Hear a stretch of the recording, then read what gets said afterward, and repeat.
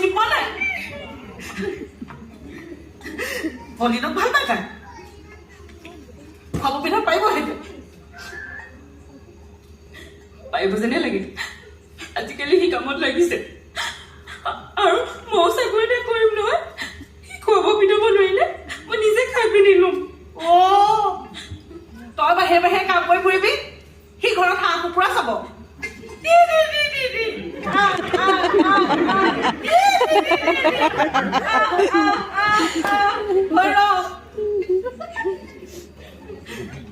এতিয়াও সময় আছে মেনেজাৰৰ কথা এবাৰ ভাবি চাবি